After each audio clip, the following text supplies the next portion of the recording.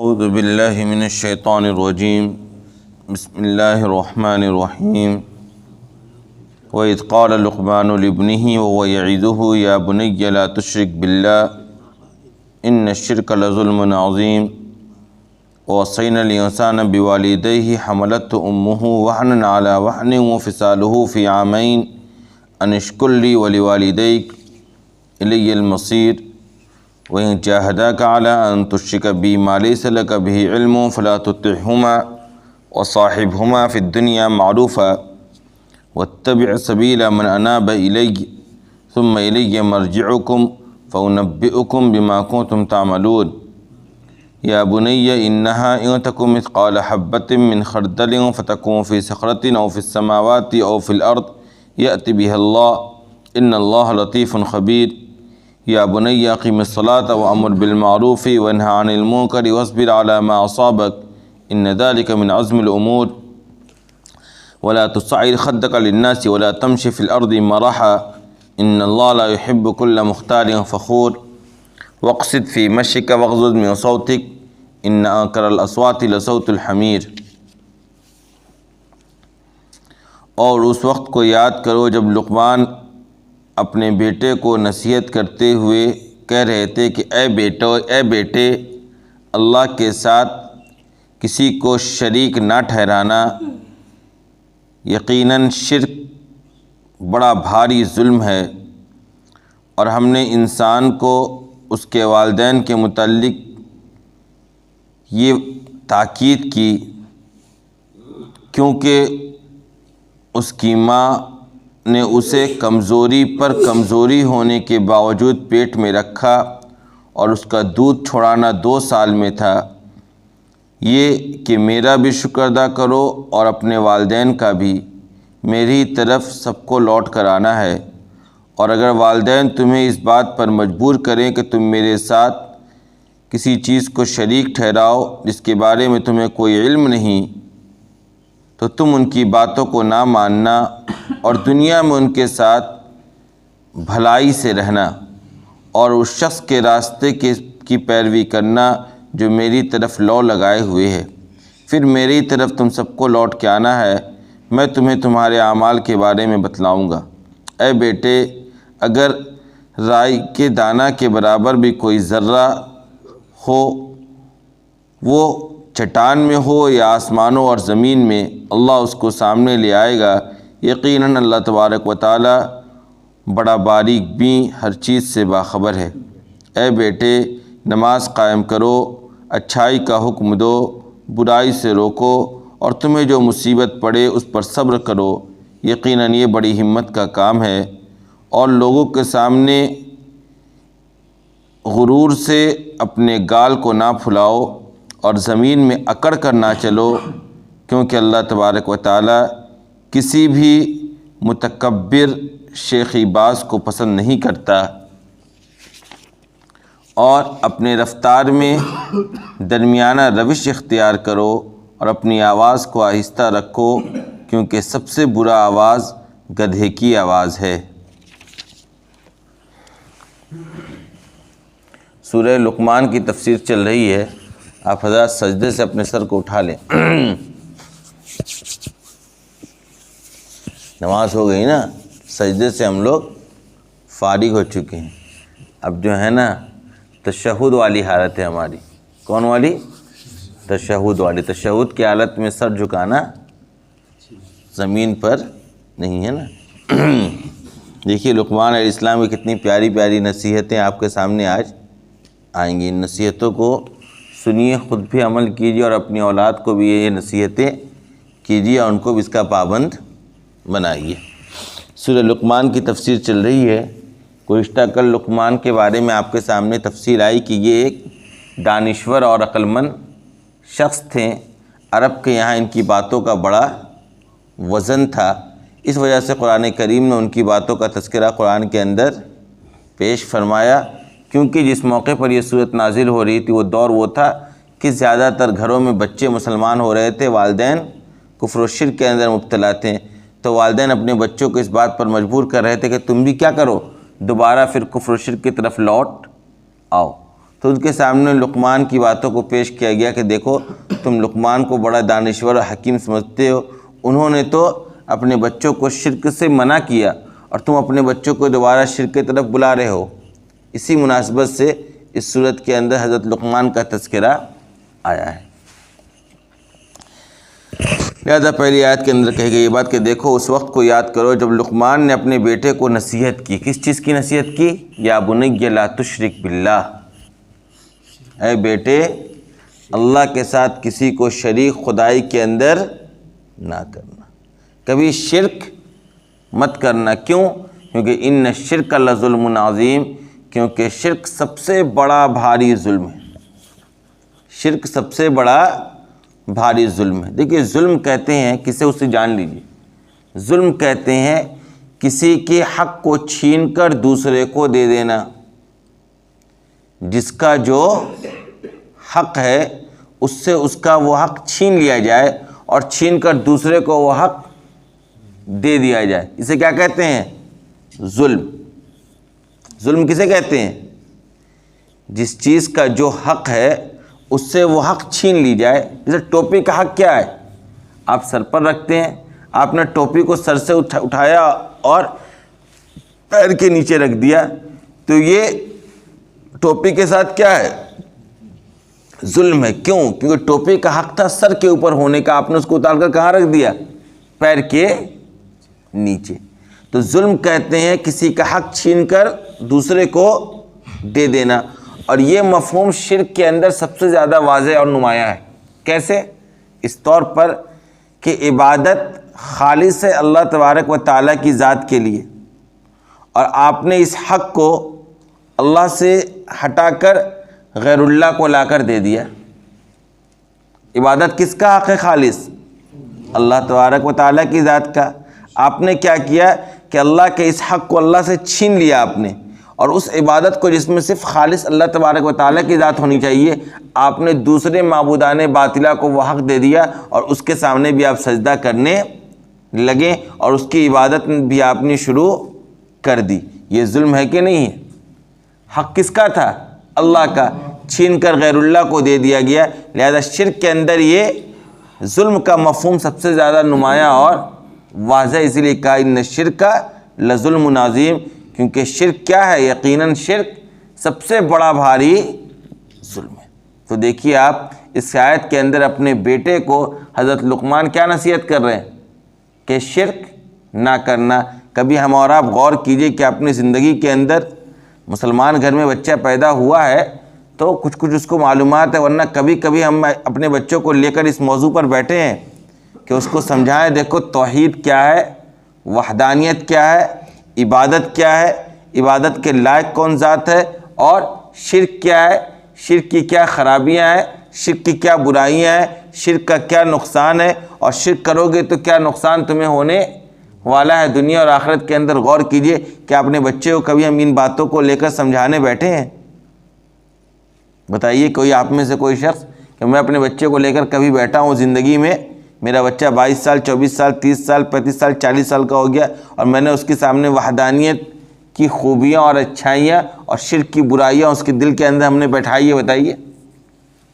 وہ بچہ بیچارہ مکتب گیا تھا کبھی تو وہاں سن کر آیا تھا کہ اللہ کے ساتھ کسی کو شریک نہ ٹھہرانا، خالق اور مالک کون ہے؟ اللہ ہے، اللہ کے علاوہ کوئی معبود نہیں ہے۔ اور آج کے بچے جاتے ہی نہیں ہیں مکتب میں بھی، تو وہاں بھی نہیں سیکھ رہے ہیں۔ نتیجہ کیا ہو رہا ہے کہ آپ کا یہی بچہ ایسے ماحول میں پل رہا اور بڑھ رہا ہے جہاں ان کے لیے شرک کرنا آسان سے آسان کرایا جا رہا ہے۔ خاص طور پر ہم لوگ جن حالات میں اس ملک کے اندر رہ رہے ہیں، ہم پوری دنیا کی میں باتیں نہیں کر رہا ہوں، جس ملک میں ہم رہتے ہیں اس ملک کا جو پس منظر ہے وہ یہ ہے آج کہ یہاں شرک کو دن بدن بڑھاوا دیا جا رہا ہے۔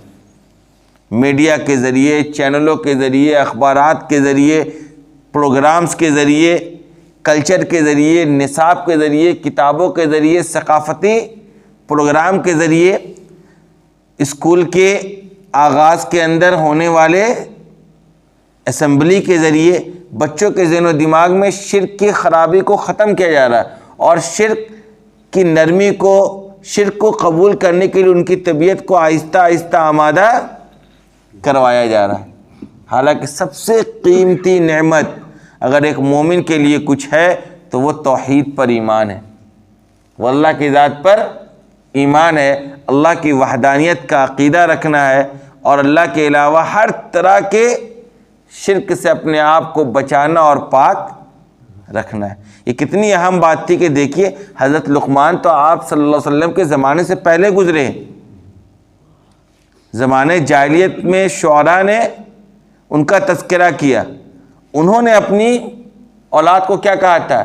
دیکھو کسی کے ساتھ اللہ کو شریک نہ ٹھہرانا، اللہ کے ساتھ نعوذ باللہ کوئی بھی اس کی خدائی میں، اس کی برابری میں شریک نہیں ہے۔ اگر یہ کرو گے تو تم اللہ کے ساتھ سب سے بڑا ظلم کر رہے ہو۔ ان الشرک لظلم عظیم، شرک کتنا بڑا ظلم ہے، یہ اپنی اولاد کو سمجھانے کی ضرورت ہے، اور آج کی دنیا میں، آج کے ہندوستان میں بہت زیادہ ضرورت ہے کہ ان کے ذہن و دماغ کو بالکل شرک سے پاک رکھا جائے، صاف رکھا جائے، ذہن و دماغ میں پیدا ہونے والے اعتراضات کا جواب دیا جائے، شرک کے اوپر لٹریچر بچوں کو فراہم کیا جائے، وحدانیت کے اوپر جو لٹریچر ہے، شرک کی مذمت میں، شرک کے رد میں جو لٹریچر ہے، وہ اپنے بچوں کو پڑھایا جائے، سمجھایا جائے اور وصیت کی جائے کہ میرے بیٹے میرے مرنے کے بعد کہیں ایسا نہ ہو کہ تم دوبارہ شرک کی طرف لوٹ جاؤ۔ آپ کو اندازہ نہیں ہے، آپ کے بچے جو اسکول جا رہے ہیں آج کے اس موجودہ ہندوستان میں، آپ کے بچے جن کمپنیوں میں کام کر رہے ہیں، ہر جگہ ان کے ساتھ ایسا ان کو کام کروایا جا رہا ہے کہ وہ سمجھ بھی نہیں رہے ہیں، اور جانے انجانے میں وہ شرک کا ارتکاب کرتے چلے جا رہے ہیں۔ یہ جو آپ دیکھتے ہیں، یہ جو طرح طرح کی بدعت و خرافات ہمارے یہاں ہے، اس کے جڑ میں جائے گا تو آپ کو شرک کی بو آئے گی۔ وہ اختیارات جو صرف اللہ کے لیے ہے، وہ اختیارات لوگ غیر اللہ کے لیے ثابت کر رہے ہیں، کسی پیر، کسی بزرگ، کسی ولی کے لیے ثابت کر رہے ہیں، اور وہ باتیں جو صرف اللہ کے لیے کی جا سکتی تھیں وہ اللہ کے علاوہ کسی اور کے لیے کی جا رہی ہیں۔ اور دلیل کیا دی جاتی ہے کہ بڑوں تک پہنچنے کے لیے چھوٹوں کا سہارا لینا پڑتا ہے، بڑوں تک پہنچنے کے لیے چھوٹوں کا سہارا لینا پڑتا ہے۔ تو یہاں تو اللہ کہہ رہا ہے کہ ادعونی استجب لکم، یہاں بڑا خود کیا کہہ رہا ہے کہ مجھ سے مانگو نا، میں تمہاری باتوں کو پورا کروں گا، تمہاری مانگوں کو پورا کرنے کے لیے میں تیار بیٹھا ہوں، مجھ سے تو مانگو۔ جہاں یہ اعلان ہو جائے وزیر اعظم کی طرف سے آپ کے ملک میں کہ مجھے ڈائریکٹ کال کریے جو بھی مسئلہ ہے، تو آپ کے چھوٹے چھوٹے دوسرے لوگوں کو کال کریں گے؟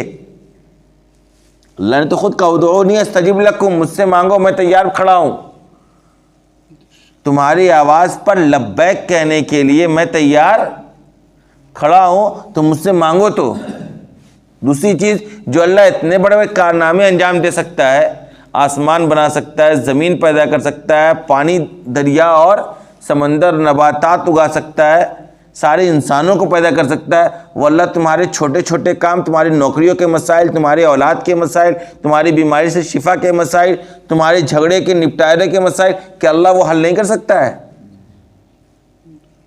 تم اللہ کی پاور اور اللہ کی قدرت، اللہ کی طاقت کا استحضار تو کرو۔ اللہ کی ذات کیسی ذات ہے؟ جب تمہارے ذہن و دماغ میں اللہ کا تصور بیٹھ جائے گا، پھر تم کبھی کسی غیر اللہ کے سامنے سجدہ نہیں کرو گے، کبھی کسی غیر کے لیے وہ پاور، وہ طاقت ثابت نہیں کرو گے جو اللہ کے لیے ثابت ہے۔ بات سمجھ میں آ رہی ہے؟ انتہائی اہم سبق ہے، یعنی نبیوں نے اپنی اولادوں کے لیے فکر کی۔ ہم لوگوں نے پڑھا بالکل شروع میں سورہ بقرہ کے اندر ہی حضرت یعقوب علیہ السلام کا واقعہ جہاں پر آیا تھا کہ حضرت یعقوب کا جب انتقال ہونے لگا تو انہوں نے اپنی اولادوں کو جمع کر کے کیا پوچھا تھا؟ یہ بتاؤ ما تعبدون من بعدی، کہ میرے بعد میں دنیا سے چلا جاؤں گا تو تم کس کی عبادت کرو گے؟ ایسا تو نہیں ہے جس وحدانیت پر، جس توحید پر میں تمہیں چھوڑ کر مر رہا ہوں، تم اس توحید سے کل خدا نہ خواستہ منہ موڑ لو گے اور پھر دوبارہ شرک و بت پرستی کے اندر مبتلا ہو جاؤ گے۔ یہ فکر انبیاء کو اپنی اولاد کے تئیں تھی، تو ہمیں اور آپ کو اپنی اولادوں کے تئیں کتنی کرنے کی ضرورت ہے آپ سوچ لیجیے، اندازہ لگا لیجیے، کیونکہ ہمارے بچوں کو تربیت ہی نہیں ہے، وہ تعلیم ہی نہیں۔ ابھی آپ کے گھر کے بچے جاتے ہیں اسکول، آج آپ ان کو بلا کر پوچھیے وہ اسمبلی میں کیا ہوا، رینوولی جانے والے بچوں سے اور دھنباد میں ماؤنٹ لٹیرا اور جو اتنے مشہور اسکول ہے، ڈی پی ایس وغیرہ، ڈی اے وی وغیرہ، یہاں جانے والے بچوں سے آپ پوچھیے آج گھر میں جا کر کہ تمہارے یہاں جو اسمبلی ہوا اس میں کیا ہوا، تم نے کیا کیا؟ کیا وہ سوریہ نمسکار کر کے نہیں آ رہے ہیں؟ سوریہ نمسکار کرنے کا کیا مطلب ہے؟ نمسکار کا مطلب ہی ہوتا ہے کسی کے سامنے نمستک ہو جانا، اپنے آپ کو اس کے سامنے جھکا دینا۔ کہ سورج کے سامنے انسان جھکے گا؟ سورج تو مخلوق ہے، ہم تو جھکتے اس پر ہیں، اس کے سامنے جو اس سورج کو بھی پیدا کرنے والا ہے۔ ہمارا مذہب تو وہ ہے جو اس بات کی تعلیم دیتا ہے کہ خالق کے سامنے جھکو۔ مخلوق کی کیا حیثیت ہے؟ یہ تو خود اپنے وجود میں دوسرے کا محتاج ہے۔ تم ایسی ذات کے سامنے جھکو جو کسی کا محتاج نہیں ہے۔ اور آپ کا بچہ جا کر سورج کے سامنے مزے سے کیا کر رہا ہے؟ سوریہ نمسکار کر رہا ہے۔ آپ بھی سوچ رہے کہ میرا بچہ تو بہترین اسکول سے پڑھ کے کل انجینئر اور ڈاکٹر اور ITN نکلے گا، اور اس کے ایمان کا کیا ہوا آپ کو خبر ہی نہیں۔ یعنی یہ سب وہ موضوع نہیں صرف سن کے بیا بس افسوس کر کے چلے جائیے، اس پر عملی کارروائی کرنی ہوگی آپ کو۔ ہندوستان میں ایسا ماحول بن رہا ہے دن بہ دن، آپ دیکھ لیں شرک کو۔ کل آپ نے نہیں دیکھا، پرسوں ابھی اس ملک میں ایک شرک کا بہت بڑا پروگرام چل رہا ہے نا ایک جگہ پر۔ اب کل صبح کیا اس اسٹیٹ کے وزیر اعلیٰ کا ٹویٹ آتا ہے پتہ ہے آپ کو؟ ایک دم صبح جب آپ اللہ کی وحدانیت کی صدائیں بلند کرتے ہیں جس وقت فجر کی نماز کے وقت، اس وقت وہ قریب اسی وقت 6 بجے وہ کیا ٹویٹ کرتا ہے پتہ ہے؟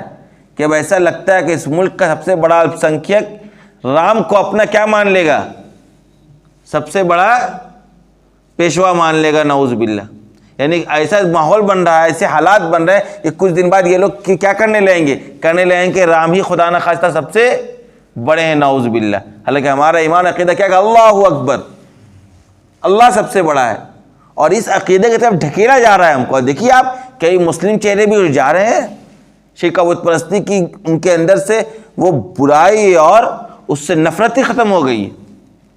میں نے آپ کو بتلایا تھا نا ایک شخص کا واقعہ کہ وہ بتانے لگے مجھے کہ میں کسی دکان پر جاتا ہوں، کسی ہوٹل وغیرہ پر، اور ان کے کاؤنٹر کے اوپر وہ مورتی کی تصویر لگی ہوئی ہوتی ہے، تو میں وہاں سامنے کھڑے ہو کر بل نہیں دیتا ہوں، ہٹ جاتا ہوں، کیونکہ مشابہت اختیار ہوتی ہے کہ سامنے وہ تصویر لگی ہوئی ہے اور میں وہاں جھک رہا ہوں، نعوذ باللہ۔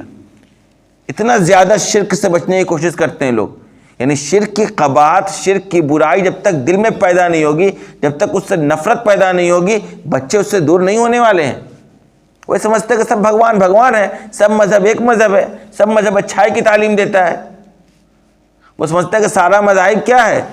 اچھے ہیں، سب کے بھگوان اچھے ہیں، سب خدا کے سامنے جھکا جا سکتا ہے۔ نہیں، اسلام نے اسی کو تو نفی کی، کہا نہیں آج کے بعد اگر سجدہ کیا جائے گا تو صرف ایک خدا کا سجدہ کیا جائے گا، آج کے بعد عبادت کی جائے گی تو صرف اللہ وحدہ لا شریک کی عبادت کی جائے گی، آج کے بعد تمام معبودان باطلہ کو کیا کر دو؟ مٹا دو، اور ان کی برائی بیان کرو۔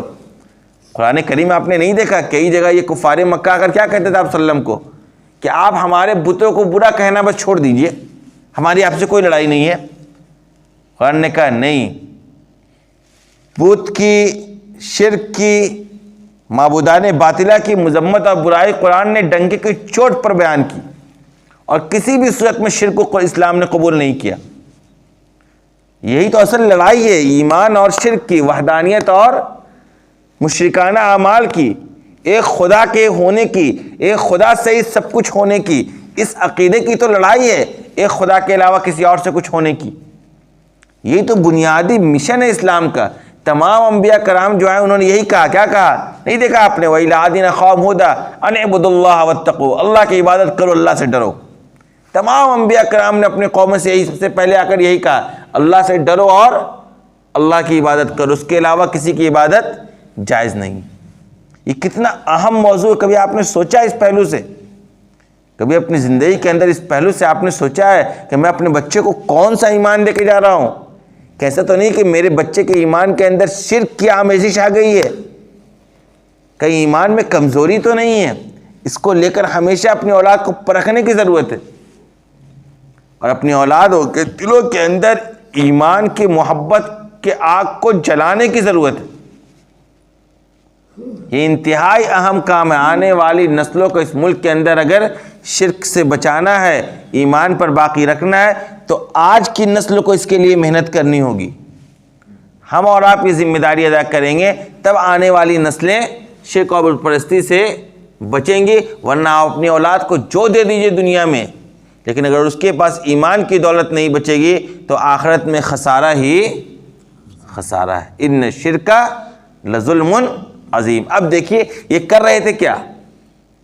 یہ والدین اپنے بچوں کو کفار مکہ کیا کر رہے تھے؟ دوبارہ دعوت دے رہے تھے کہ تم لوگ شرک کی طرف لوٹ کر آؤ. اللہ نے کہا دیکھو سن لو، وَوَصَّيْنَا الْإِنسَانَ بِوَالِدَيْهِ، انسان کو والدین کے ساتھ کیسے رہنا ہے اس کا حکم بھی ہم نہیں دیا ہے، اس کی تاکید بھی ہم نہیں کی. اور سن لو، حملتہ امہ وہن علی وہن، کہ اس کی ماں نے اسے اپنے پیٹ میں رکھا اس حال میں کہ کمزوری کے باوجود کمزوری تھی، یعنی کمزوری کے اوپر کمزوری ہونے کی حالت میں ماں نے اپنے پیٹ کے اندر تم کو رکھا تھا. اور پھر وَفِصَالُهُ فِي عَامَيْنِ، پھر 2 سال تک تمہیں دودھ پلایا، 2 سال کے بعد دودھ چھڑایا گیا تمہارا. یہ ماں نے تمہارے ساتھ کیا ہے، تمہارے والدین نے کیا ہے، لیکن ہم نے کس بات کا حکم دیا ہے؟ أَنِ اشْكُرْ لِي وَلِوَالِدَيْكَ، کہ میرا شکر ادا کرو اور اپنے والدین کا بھی. کیا پتہ چلا؟ میرا حق مقدم ہے، میرے بعد والدین کا حق ہے. والدین کتنی قربانیاں ہیں کہ تمہاری ماں نے تمہیں جب پیٹ میں رکھا تو کمزوری کی حالت میں تھی، رات بھر وہ سو نہیں پاتی تھی، تکلیف سے گزرتی تھی، ایسی تکلیف کہ بیان نہیں کر سکتی ہے. لوگ کہتے ہیں کہ ایک مرتبہ بچہ جب پیٹ میں لات مارتا ہے نا ماں کے پیٹ میں، اس وقت جو درد ہوتا ہے اس درد کا انسان زندگی میں کبھی مرد تصور ہی نہیں کر سکتا ہے کہ ایک عورت کس تکلیف سے گزرتی ہے اس حالت میں.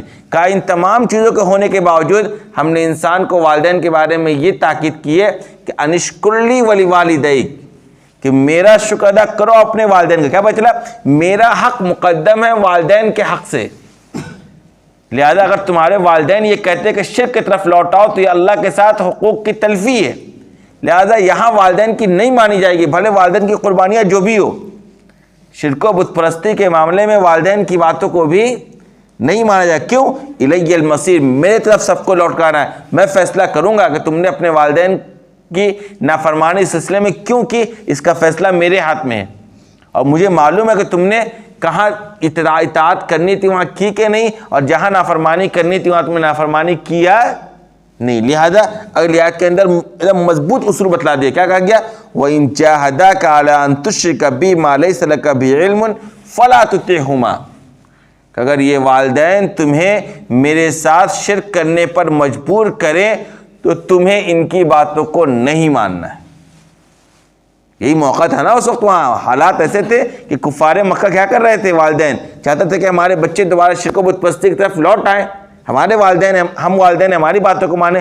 قرآن نے کہا نہیں، اگر یہ تمہیں شرک و بت پرستی کے لیے مجبور کریں تو ان کی باتوں کو ماننا نہیں. ہاں وَصَاحِبْهُمَا فِي الدُّنْيَا مَعْرُوفًا، دنیا میں ان کے ساتھ تمہیں حسن سلوک کے ساتھ رہنا ہے.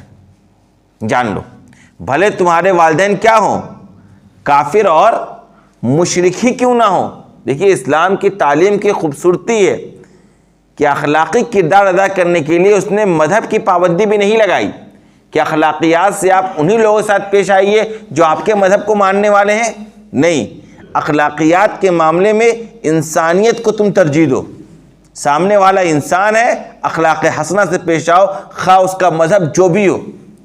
لیکن شرک و بت پرستی کے معاملے میں کبھی کسی کی مروت کرنے کی تمہیں ضرورت نہیں.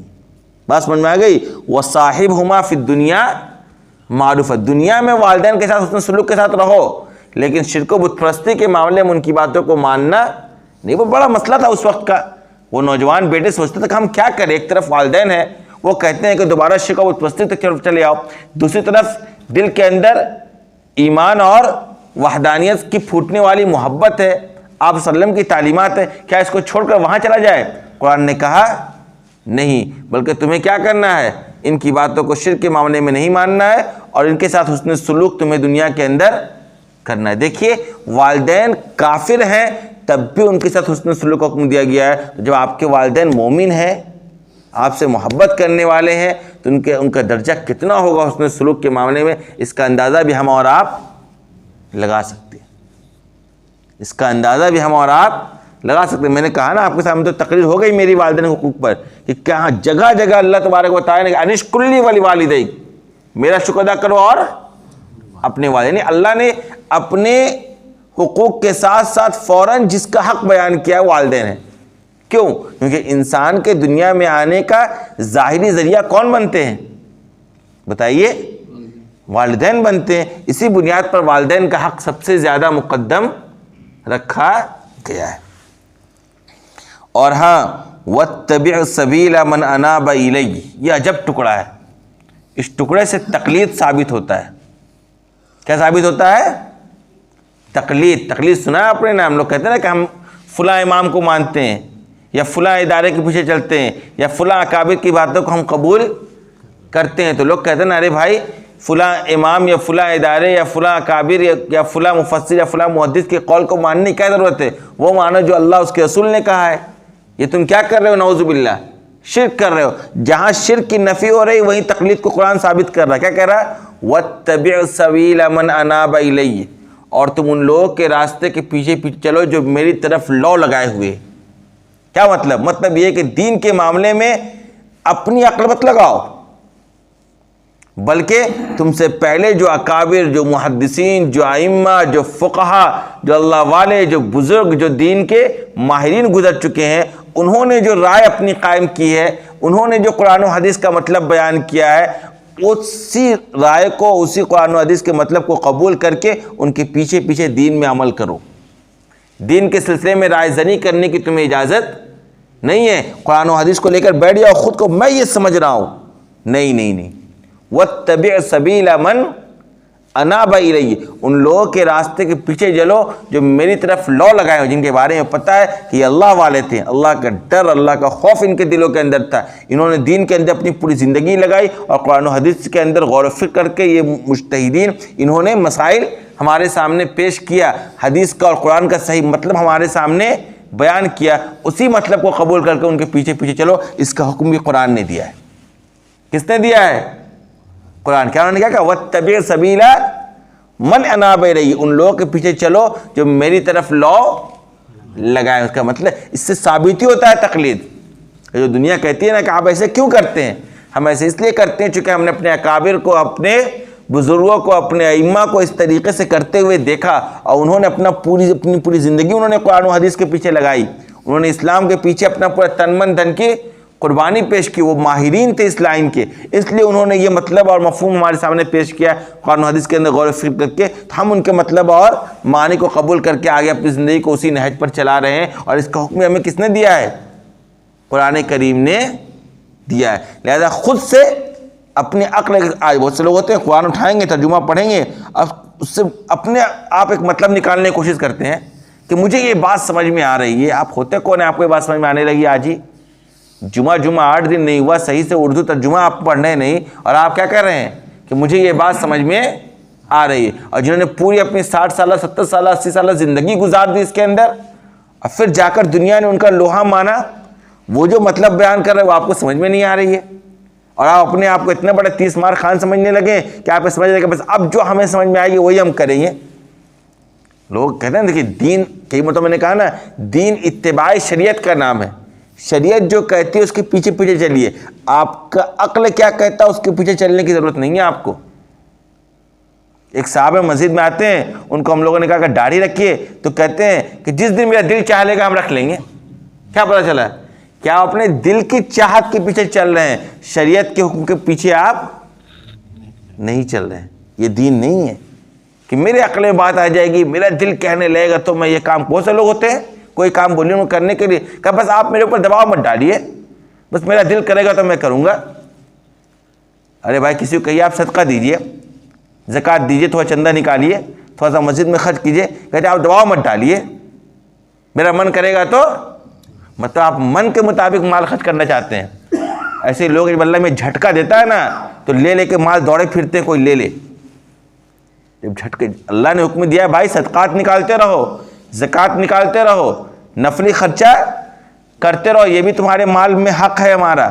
ہم نے حکم دیا ہے تمہیں دو، یہی فلاں جگہ مالوں کو خرچ کرو، رشتہ داروں میں، پڑوسیوں میں، دوستوں احباب میں، والدین میں، رشتہ داروں میں، بھائی بہنوں میں، چھوٹوں میں، بڑوں میں. کرو گے نہیں؟ کہو گے میرا جب جی چاہے گا تو میں کروں گا. مطلب تم چاہتے ہو کہ تم اپنے جی کے مطابق جیو، تو یہ اسلام نہیں ہے. اسلام نام ہے شریعت کے مطابق اپنی زندگی کو گزارنے کا اللہ نے کہا سن لو ثم الی مرجعکم فانبئکم بما کنتم تعملون، پھر میری طرف تم سب کو لوٹ کر آنا ہے، اور تم جو بھی کر رہے تھے، جو بھی تم نے کیا ہے، سب سے میں تمہیں اس دن باخبر کر دوں گا۔ تمہارا کوئی عمل چھپنے والا نہیں ہے، ہر حرکت تمہاری ہمارے لوح محفوظ کے اندر محفوظ ہے، سب کا سب نام اعمال کے اندر محفوظ ہے، سب تمہارے سامنے ایکسپوز کر دیا جائے گا کل قیامت کے دن۔ ساری چیزیں اسکرین پر چلنے لگیں گی، دھائیں دھائیں دھائیں دھائیں۔ آج کی دنیا میں اسلام پر ایمان تو اور بڑھ جاتا ہے۔ لوگ پہلے کہتے تھے نا مر جائیں گے تو کیسے ہوگا، ہم نے کام کیا کہاں گیا، کیسے کوئی فرشتہ لکھ سکتا ہے۔ آج بتائیے آج کی دنیا میں آپ نے جو بھی کام کیا ہو، اس موبائل نے ثابت کر دیا کہ وہ تمہاری تمام ہسٹری ہم سامنے پیش کر سکتے ہیں۔ تم کیا بول رہے ہو، تم کیا، لوگوں کی سوچ اب یہ ساری چیزیں واضح کر دے رہی کہ آپ سوچ کیا رہے ہیں۔ یہ موبائل کے اندر موجود ٹیکنالوجی آپ کی سوچوں کو آشکارا کر دے رہی ہے، تو سوچئے اعمال کا کیا حال ہوگا۔ آج کے دور میں بہت سے کفار مکہ کے اعتراضات کا جواب اللہ نے آج کی دنیا میں لوگوں کو دے دیا۔ آج کوئی یہ انکار نہیں کر سکتا ہے کہ میرا عمل میں نے کیا اور وہ فنا ہو گیا، کوئی اس کا حساب کتاب نہیں ہے، نہ کوئی اس کو جاننے والا ہے، نہ کوئی اس کو پوچھنے والا ہے۔ جو آپ نے کیا، کتنا دیر آپ موبائل کی اسکرین پر انگلی کو ہلاتے ہیں، وہ بھی آپ کے موبائل نے محفوظ رکھا ہے۔ یہی تو ہے محفوظ نامہ اعمال میں اعمال کا محفوظ ہونا۔ یہ سب ظاہری علامات ہے جو ہمارے آپ کے سامنے ظاہر ہو گئی، اس کا نمونہ یہ ساری چیزیں۔ ٹیکنالوجی نے یہ ساری چیزوں کو آج دنیا کے سامنے ثابت کر دیا کہ قرآن نے کہا تھا نا جب شروع میں کہ تمہارے عمل کا وزن کیا جائے گا، لوگ کہتے تھے اعمال کا وزن کیسے ہوگا؟ کفار مکہ کا بہت بڑا یہ سوال تھا کہ اعمال کی تو کوئی جسم ہے نہیں، اعمال کا تو کوئی جسم نہیں ہے، اس کا وزن کیسے ہوگا؟ آپ بتائیے، ہوا کا کوئی جسم ہمیں اور آپ کو دکھتا ہے، لیکن ہوا کا وزن ہے کہ نہیں ہے؟ دنیا یہ بتلاتے ہے کہ نہیں کہ آج کا ٹیمپریچر کیسے ہوگا؟ ٹیمپریچر کا کوئی جسم ہے، لیکن دنیا بتا رہی ہے دیکھیے وہاں پر کہ ٹیمپریچر کا کیا ابھی پاور ہے، ہوا کتنی اسپیڈ سے چل رہا، بال آپ نے کتنی اسپیڈ سے پھینکا ہے، ٹرین کتنی اسپیڈ سے چل رہی ہے، یہ ساری چیزیں ثابت ہو رہی ہے کہ نہیں ہو رہی ہیں؟ وزن ہو رہا ہے کہ نہیں ان کا؟ وہی وزن ہی تو ہے بتلانا، 24 پوائنٹ، یہ وزن ہی تو بتلا رہا ہے اس کا۔ یہی تو کہا تھا قرآن نے کہ تمہارے ہر ایک عمل کو وزن کیا جائے گا۔ عمل کا کوئی جسم نہیں دکھ رہا ہے لیکن اس کا وزن ہوگا۔ جیسے دیکھ لو آج کی دنیا جن چیزوں کا جسم نہیں ہے اس کا وزن ہو رہا ہے۔ ہر چیز کا وزن ہے کہ نہیں ہے؟ بتائیے آپ، آج کے دور میں اسلام کی حقانیت اور زیادہ واضح ہو کر ثابت ہو گئی ہے۔ ضرورت ہے اسلام کو پڑھنے کی، ضرورت ہے اسلام کو سمجھنے کی، ضرورت ہے اسلام کے قریب آنے کی، ضرورت ہے اپنے بچوں کی توجہات کو اسلام کی طرف متوجہ کرنے کی۔ ہاں، اپنے بچوں کو صرف آپ کو ڈائیورٹ کرنا ہے، وہ غلط راستے پہ جا رہے ہیں ان کو صحیح راستے کی طرف پھیر دیجئے بس، اور کوئی ضرورت نہیں ہے۔ آپ اپنے بچوں کو بس ایک صحیح نہج دے دیجئے، ایک صحیح تعلیم و تربیت دے دیجئے، ایک صحیح میدان دے دیجئے، ایک صحیح ماحول دے دیجئے۔ یہ سب سے بڑی وراثت ہوگی آپ کی طرف سے آپ کی اولاد کے لیے۔